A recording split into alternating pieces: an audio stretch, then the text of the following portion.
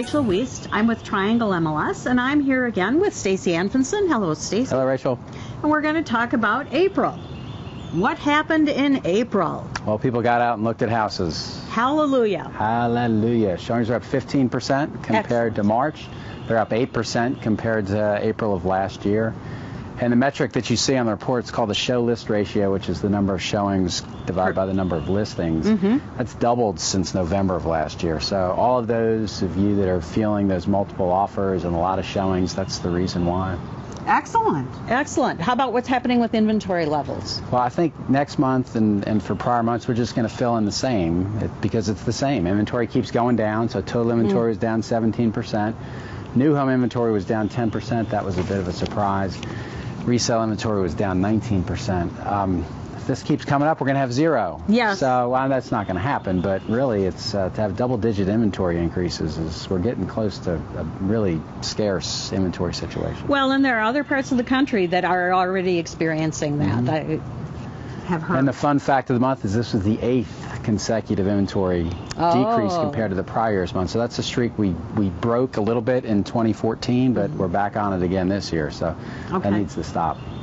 How about other inventory trends? Were there new listings this month, or? Well, that's the good news. We've been asking for listings, and 5% came on the market more versus where they were a year ago. So we have people adding listings to the market, so that's good. It probably needs to be, to catch up, it probably needs to be 10, 15, 20%. Yeah.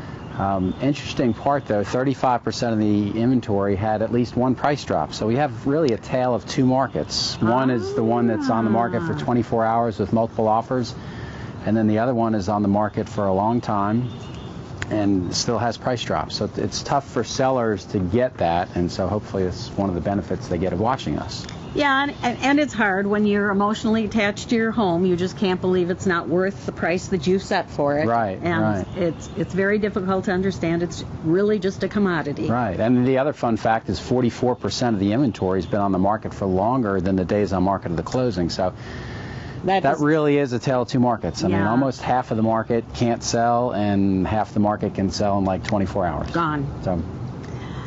Well, okay, how about pending sales? Pending sales still up big percentages, 34%.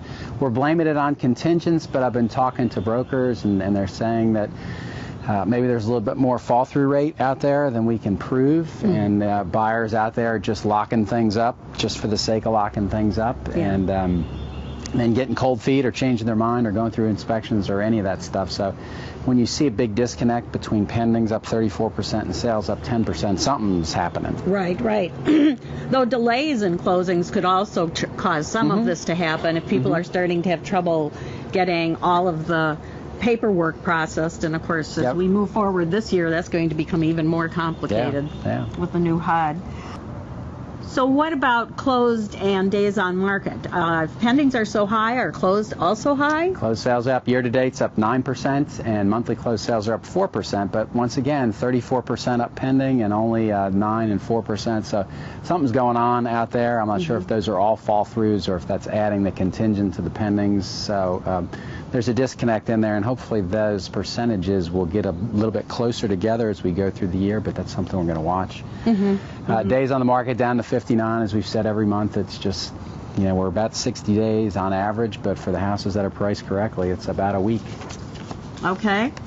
Average price, any change? Good metrics, good increases in both of those, 5% in the overall price and 7% in the average resale price. So that's very, very healthy. It was a good month. Well, of course, it shows it's a reflection of the lower inventory. Right. So, yeah, there's more demand for what is out there. So there's some kind of a turnaround compared to 4/11 to the April in 2011. It's absolutely amazing. I'm going to give you a lot of percentages now, so you better sit down and have your pen and pencils ready.